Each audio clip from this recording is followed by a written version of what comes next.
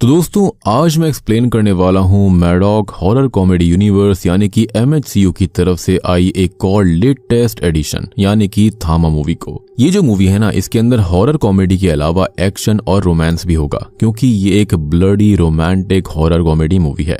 इस मूवी के अंदर ढेर सारे कैमियोज हुए हैं जो कि आपको पक्का पसंद आएंगे, तो उसको तो मैं एक्सप्लेन करूंगा एक्सप्लेनेशन के बीच में ही। तो उम्मीद करता हूं कि आपको ये वीडियो जरूर पसंद आएगी। चैनल के ऊपर नए हैं तो सब्सक्राइब कर लीजिए, वीडियो को लाइक कर दीजिए और कमेंट करके बताइए कि अगर आपने थामा मूवी देखी है तो आपको ये कैसी लगी। बात करें रेटिंग के बारे में तो देखो मूवी काफी नई है, रेटिंग जो है ना वो ऊपर नीचे होती रहेंगी, तो उसके बारे में हम बात नहीं करेंगे। और रिसेंटली मैंने एक्सप्लेन किया है एक बहुत ही बेहतरीन सीरीज को जो कि वॉरेंस के रियल केस से इंस्पायर्ड होकर बनाई गई है। इन केस आपने मिस कर दी है, जाकर देख लीजिए, उसका लिंक आपको नीचे डिस्क्रिप्शन पिन कमेंट में मिल जाएगा। तो चलिए अब बिना किसी देरी के चलते हैं सीधा वीडियो की तरफ।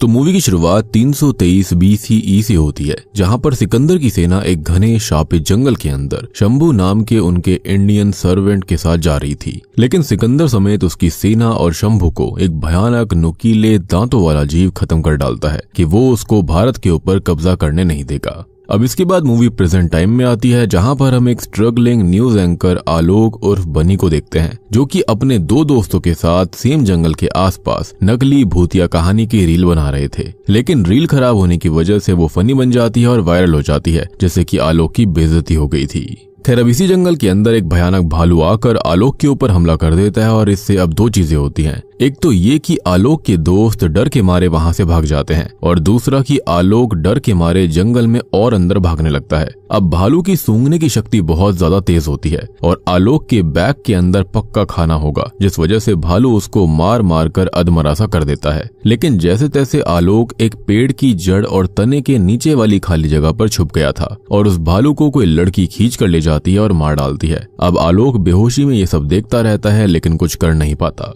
अब जब आलोक को होश आता है तो हम गौर करते हैं कि ये लड़की उसकी धड़कन और सांसें नोटिस कर रही थी। होश आने पर दोनों एक दूसरे को अपना इंट्रोडक्शन देते हैं, जहां पर हम लड़की का नाम जान पाते हैं जो कि था ताड़का, और ये सुनकर यहाँ पर आलोक को थोड़ा अजीब लगता है। अब जिस भालू को ताड़का ने खत्म किया था उसको कोई खींच कर ले जाता है, जहां पर हमको ज्ञात होता है कि ताड़का और ये लोग असल में बेताल प्रजाति के हैं। और इस भालू का सैक्रिफाइस करके माता के स्टैचू पर बने हुए दिल के ऊपर खून से लेप किया जाता है। यहाँ पर हम एक एक्ट भी देख पाते हैं जहाँ पर रक्त बीज और माता के बीच जो युद्ध हुआ था उसको यहाँ पर परफॉर्म किया जा रहा था, जिसके बाद फिर एक अंधेरी गुफा के अंदर इस भालू को फेंक दिया जाता है। लेकिन इस गुफा के अंदर कैद यक्षन नाम का जो सबसे ओल्डेस्ट बेताल होता है वो भालू को बाहर फेंक देता है, ये कहते हुए कि उसको जानवर नहीं बल्कि इंसान चाहिए। खैर अब ताड़का और आलोक के बीच नजदीकी बढ़ती रहती है, लेकिन ताड़का के बाकी साथी जिसमें यक्षासन का सहायक वीरेन जो होता है वो आलोक को पीटकर अपने साथ अपने इलाके में सबके सामने ले जाता है। अब यहाँ ताड़का सबको ये समझाती है कि आलोक को कोई भी आइडिया नहीं है कि वो लोग हैं कौन या फिर ये जगह क्या है, लेकिन उसको कैद करने की सजा दी जाती है। लेकिन वीरेन जो कि असल में यक्षासन का ही खास था वो आलोक को उसकी गुफा में फेंक देता है, जहाँ पर यक्षासन एक इंसान को 75 साल बाद देखकर बहुत ही ज्यादा खुश हो जाता है कि आज वो इंसान का खून पिएगा। यानी कि उसने 75 साल से इंसानी खून पिया ही नहीं था, और सबसे बड़ी बात ये कि वो पिछले 75 साल से यहाँ कैद है। अब इससे पहले कि यक्षासन आलोक को काटता, ताड़का आकर आलोक को बचाकर ट्रक पे कूदकर शहर ले आती है। जबकि बेताल प्रजाति जो है वो इन जंगलों में ही रहती है और उनको इंसानी दुनिया में जाना वर्जित था, मना था। लेकिन आलोक के लिए उसने ऐसा किया क्योंकि कहीं ना कहीं वो भी उसको चाहने लगी थी। अब वो उस चीज से आकर्षित हुई जो कि उसके खुद के पास नहीं है, यानी कि धड़कती हुई धड़कन।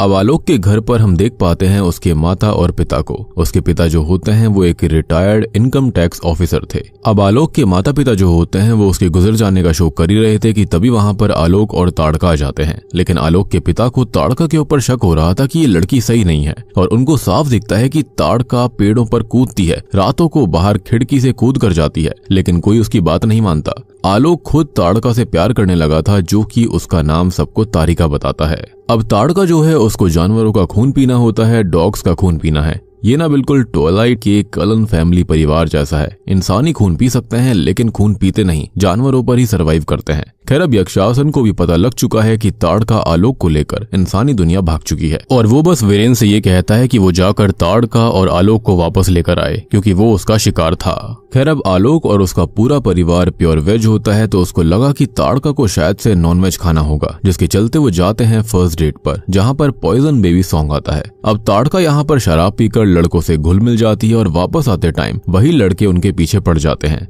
अब ये लड़के आलोक को पीटने लगते हैं और बस ताड़का अपने बेताल रूप में आकर इन सभी लड़कों को पीट डालती है क्योंकि आलोक को पिटता देख वो खुद पर कंट्रोल नहीं कर पाई। उनके लीडर को वो काटने ही वाली थी लेकिन आलोक उसको रोक देता है और अपने साथ घर ले आता है। लेकिन तभी हम ये देख पाते हैं कि वीरेन जो होता है वो इन सभी गुंडों की गर्दन तोड़कर उनको खत्म कर डालता है ताकि कोई भी सबूत ना बचे कि किसी ने क्या देखा था, यानी कि बेताल देखा।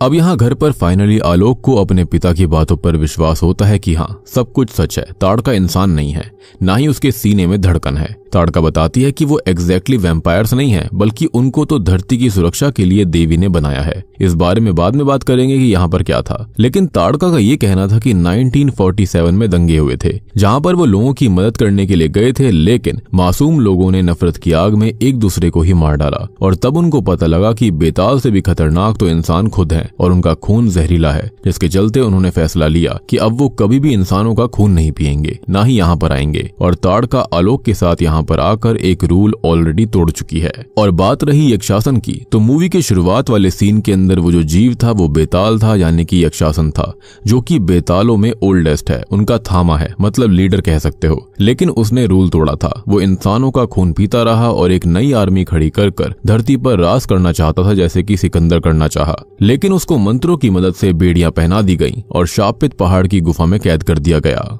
जो कि पिछले 75 साल से इंसानी खून के लिए तरस रहा है। और यही रीजन था कि वो आलोक के पीछे पागल सा हो गया था। लेकिन यहाँ पर एक रूल था कि जिस दिन किसी भी इंसान को किसी भी बेताल ने काट लिया उस दिन यक्षासन आजाद हो जाएगा। जिस वजह से वो कैद हुआ था वही चीज टूट गई तो उसकी कैद भी खत्म हो जाएगी और फिर जिस बेताल ने इंसान को काटा होगा वो कैद होगा। लेकिन आलोक और ताड़का को अभी भी एक दूसरे से प्यार था। खैर अब तभी उन लड़कों की मौत की वजह से आलोक के घर पुलिस ऑफिसर पीके यादव आते हैं, जो कि ताड़का को अकेले में ले गए थे। ये अपना एक कोड वर्ड बोलते हैं जो कि बेताल होने का कंफर्मेशन देता है और यहाँ पर पीके यादव भी एक बेताल था। वो क्लियरली ताड़का को बोलता है कि वो पिछले 172 साल से इंसान और बेतालों के बीच में बैलेंस बना रहा है और वो रूल्स तोड़कर सब कुछ खराब कर रही है और उसको वापस जाना होगा। पीके यादव यहाँ पर काफी ताकतवर था, जिसके चलते ताड़का को बस में बैठाने के लिए आलोक उसके साथ जाता है। लेकिन उसी बीच आलोक ताड़का को रोकने वापस से रॉन्ग वे में कार चला रहा होता है, जिस वजह से उसका एक्सीडेंट हो गया था। वो वहीं पर मारा जाता है। अब उसे हॉस्पिटल में एडमिट किया जाता है, जहां पर उसके माँ बाप को पता लगता है कि आलोक इज नो मोर। लेकिन आलोक जिंदा होकर बिस्तर से बाहर भाग जाता है और हमको पता लगता है कि एक्सीडेंट के तुरंत बाद ही मजबूरन ताड़का को आलोक को काटकर उसे एक बेताल में कन्वर्ट करना पड़ा था, यानी कि आलोक भी अब एक बेताल बन चुका था, जिसके चलते अंधेरी गुफा और उनके मंदिर के अंदर अग्नि जो थी वो जल गई थी, जिससे कि यक्षासन बहुत ही खुश होता है कि अब वो आजाद हो जाएगा और आलोक नया बेताल बन गया और ताड़का अब इस गुफा के अंदर अगले 100 साल तक कैद रहेगी, क्योंकि यही उनकी प्रजाति का रूल था।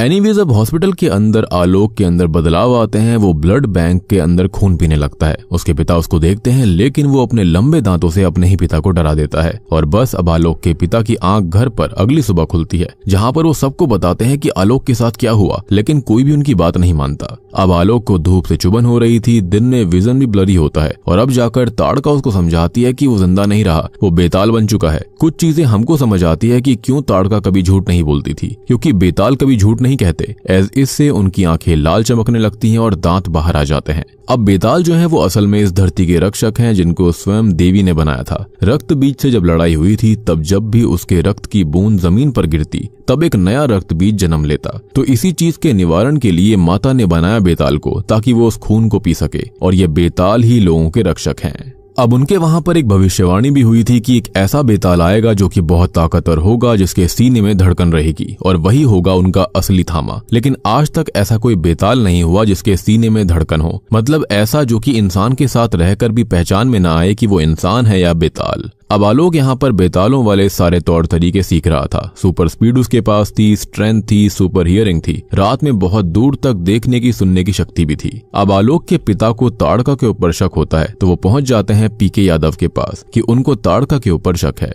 तो पीके यादव ये कहते हैं कि ताड़का को वो घर भेज देंगे और वो बस शांति से अपने घर जाएं। अब फाइनली होता यह है कि एक दिन आलोक के पिता को सच पता चल जाता है कि उसका बेटा अब जिंदा नहीं रहा, बल्कि रातों में चलने वाला एक बेताल है। वो लिटरली ब्रेक डाउन होकर सीधा पहुंच जाते हैं द हैंड ऑफ गॉड वाले भाई साहब के पास, जहां पर क्रॉस ओवर होता है भेड़िया और स्त्री यूनिवर्स का। जी हाँ, यहाँ पर हम जना को पहले से ही बैठा देख पाते हैं, जो कि अपने भास्कर भैया यानी कि भेड़िया के लिए उपाय ढूंढ रहे थे। एज जब से सरकटे ने उसको मारा था, उसके अंदर का भेड़िया बाहर नहीं आ रहा होता, जैसा कि हल्क के साथ हुआ था थैनोस वाले सीन में। तो हैंड ऑफ गॉड उसको समझाते हैं कि बस एक ही इलाज है शक्ति बढ़ाने का, भेड़िया को बेताल का खून पीना पड़ेगा। लेकिन वो प्रजाति तो उनके हिसाब से विलुप्त हो चुकी है, काफी टाइम से नहीं दिखी। लेकिन वी ऑल नो कि ऐसा नहीं है, वो बस छुपे हुए थे। खैर, अब आलोक के पिता जना को इंतजार करने के लिए कहते हैं, एज उनको उनकी दिक्कत ज्यादा बड़ी लग रही थी। हैंड ऑफ गॉड बताते हैं कि इसका कोई सॉल्यूशन नहीं है, एक्सेप्ट कर लो, बेताल वापस से इंसान कभी नहीं बन सकता। और बस निराश होकर आलोक और उसके पिता वहां से चले जाते हैं। आई मीन आलोक ने तो ऑलरेडी एक्सेप्ट कर लिया था, लेकिन उसके पिता इस चीज को एक्सेप्ट नहीं कर पा रहे थे।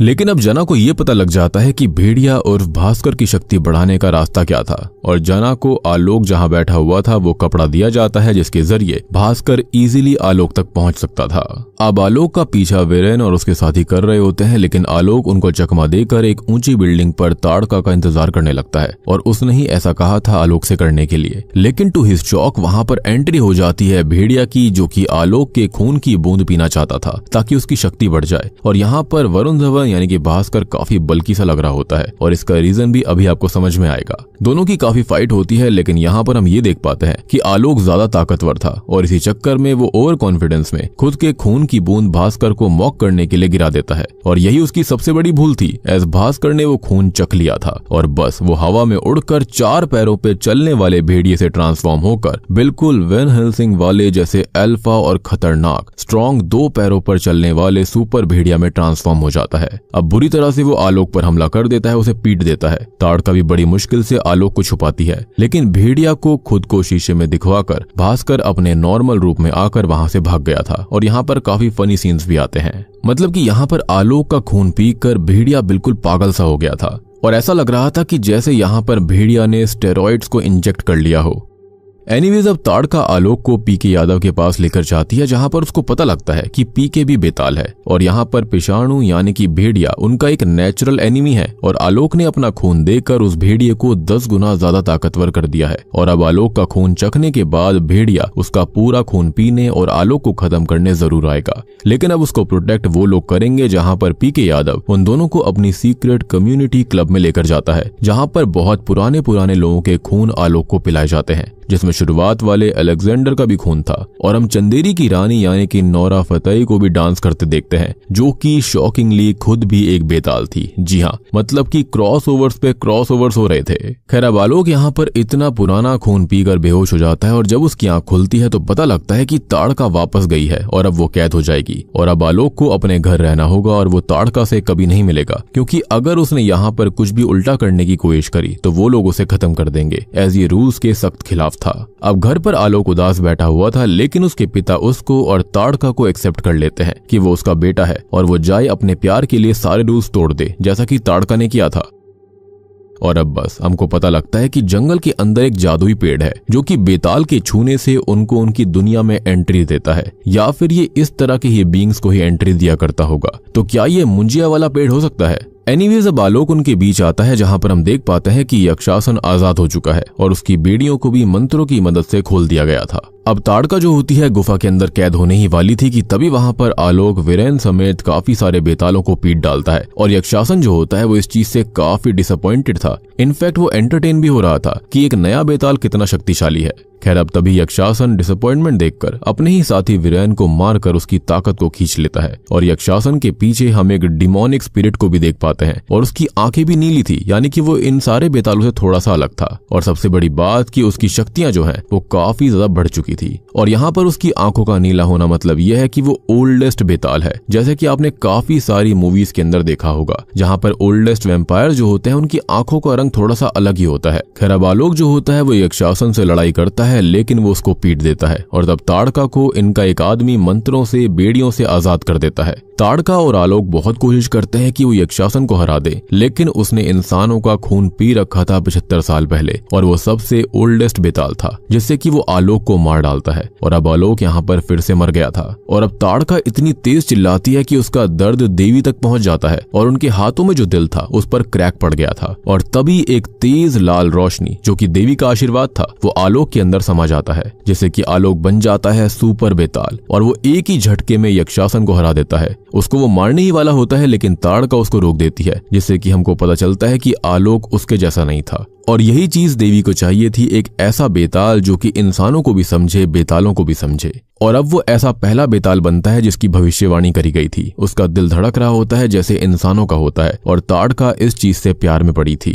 एंड नाउ आई बिलीव कि वो एक हाइब्रिड टाइप का बन चुका है, जो कि शायद से खून भी पी सकता है और नॉर्मल खाना भी खा सकता है। ये चीज तो चलो थामा 2 में देखने के लिए मिलेगी, लेकिन ये मेरा पर्सनल ओपिनियन है। खैर हम ये भी जान पाते हैं कि पक्का ताड़का का भी कोई ना कोई पास्ट रहा होगा जिससे कि वो बेताल बनी थी। खैर अब फिर से यक्षासन को कैद कर दिया जाता है और न्यू थामा बनता है हमारा हीरो आलोक। लेकिन वो ये कहता है कि अब कोई भी किसी के सामने नहीं झुकेगा, सब एक समान है और वो बैलेंस लेकर आएंगे इंसान और बेतालों के बीच में। लेकिन तभी शॉकिंगली हम देखते हैं कि सरकटा अभी भी मरा नहीं था। अब या तो ये हो सकता है कि स्त्री 2 के अंत में अक्षय कुमार ने यहाँ पर सरकटे की शक्ति को सोख लिया था, जो कि मुंजिया लेकर आया था। तो मे बी वो अक्षय कुमार है अपने ट्रांसफॉर्म्ड स्टेट में, या फिर खुद सरकटा ही हो सकता है जिसका शरीर लावा की वजह से ऐसा हो गया होगा, जो कि यहाँ पर यक्षासन को आजाद करके अपने साथ ले जाता है। और जो बेड़ियां आलोक नहीं खोल पाया था, ना ही ताड़का खोल पाई थी, वो सरकटा आसानी से खोल कर ले गया, या फिर ये कहें कि पिघला कर ले गया। तो ये तो पक्की बात रही कि वो इन सबसे शक्तिशाली है, या फिर शायद बस ऐसा है कि बेताल जो है वो बिना मंत्रों के इस बेड़ियों को खोल नहीं सकते। क्योंकि अंत में आलोक ये पूछता है कि अगर यक्षासन अब इंसानी खून पीकर और ताकतवर होगा तो उसको भी स्ट्रांग बनना होगा, लेकिन वो कैसे हो सकता है? तो उसको अब भेड़िया का खून पीना होगा, जो कि मुझे यहाँ पर थोड़ा सा ओवरडू लगा। आई मीन कभी यहाँ पर भेड़िया को बेताल का खून पीना है, कभी बेताल को भेड़िया का खून पीना है। ये चीज थोड़ी सी वियर्ड थी। अब आलोक को पता था कि आखिरकार उस भेड़िए को ढूंढना कैसे है, क्योंकि यहाँ पर एक्चुअल में उसे ढूंढने की जरूरत ही नहीं थी, क्योंकि भेड़िया खुद ही आलोक के पीछे उसकी दुनिया में आ चुका था। और शायद से यही मेरे ख्याल से भेड़िया 2 की कहानी हो सकती है कि क्या क्या उसके साथ हुआ था सरकटे के बाद में, यानी कि जब सरकटे ने उसको मारा था तो उसके बाद उसके साथ क्या क्या हुआ। तो भेड़िया 2 के अंदर यही दिखाया जाएगा कि जना जो था वो कैसे यहाँ पर हैंड ऑफ गॉड के पास पहुंचा, उसको सजेशन कैसे मिला, और भास्कर यहाँ पर कैसे आलोक के पास पहुंचा था। अब मूवी के अंत में हमको ये पता लगता है कि शक्तिशालिनी MHCU की एक और मूवी आ रही है, जिसके अंदर सैयारा मूवी की अनीत भी होगी। और बूम, इसी के साथ में थामा मूवी यहीं पर खत्म हो जाती है। तो दोस्तों ये थी थामा मूवी की एक्सप्लेनेशन। अब देखो मैं क्लियरली कहना चाहूंगा कि ये MHCU यानी कि मैडॉक हॉरर कॉमेडी यूनिवर्स की तरफ से वीकेस्ट मूवी है। साथ ही साथ यहाँ पर 3 आइटम सॉन्ग्स लग गए तो आप समझ जाओ कि मूवी उतनी बढ़िया नहीं है। आई मीन देखो यहाँ पर जो कहानी है ना वो ऐसी है कि आप इसको 5 मिनट या 2 मिनट में एक्सप्लेन कर सकते हो। जैसे कि कल मेरे घर वाले आए हुए थे और मैंने उनको 2 मिनट में बता दिया कि थामा मूवी के अंदर था क्या, और वो भी हंस रहे थे सुनकर कि ये कैसी बेकार सी मूवी बना दी है। अब देखो ऑब्वियस सी बात है, कुछ लोगों के समझ में ये मूवी आई होगी, कुछ लोगों को अच्छी भी लगी होगी, लेकिन पर्सनली मैं इस मूवी से इतना कनेक्ट नहीं कर पाया। लेकिन ये कहा जा सकता है कि ये एक ओके एडिशन है इस यूनिवर्स के अंदर। बस ये दिखाया गया है कि हाँ भाई एक बेताल भी इस यूनिवर्स के अंदर है, जो कि आगे चलकर इनके वॉर के अंदर हेल्प करेगा। मुझे ऐसा लगता है कि भेड़िया को एक ट्रांसफॉर्मेशन देने के लिए, उसको ताकतवर बनाने के लिए थामा को लाया गया है। क्योंकि स्त्री 2 के अंत में सरकटे ने जो भेड़िया के साथ किया था वो बहुत ही ज्यादा दर्दनाक था। आई मीन उसको एक ही झटके में अपनी ट्रांसफॉर्मेशन से बाहर निकाल दिया। तो यहाँ पर भेड़िया को एक ट्रांसफॉर्मेशन चाहिए थी, तो वो कैसे आती? तो उसके लिए शायद से ये थामा मूवी बेताल वाला कॉन्सेप्ट लाया गया। और उसके बाद इन लोगों को मुंजिया मूवी को भी तो कनेक्ट करना होगा ना, तभी तो महामुंजिया बनेगा। तो इसी के चलते लगता है कि ये मूवी बनाई गई है। तो इस मूवी को आप एज अ फन रोमांटिक वाली मूवी देख सकते हो, लेकिन पर्सनली मुझे ये वीकेस्ट मूवी लगती है इनकी तरफ से। और सच कहा जाए तो इस यूनिवर्स का जो पूरा भार है ना, वो खाली स्त्री मूवी जो है वो अपने कंधों पर लेकर चल रही है। उसका लेवल अलग ही है। बाकी उम्मीद करता हूँ कि आपको एक्सप्लेनेशन पसंद आई होगी। इन केस आपका कोई डाउट है तो आप कॉमेंट सेक्शन में लिख सकते हो। तो मैं आप सबको मिलता हूँ अगली वीडियो के साथ में, तब तक के लिए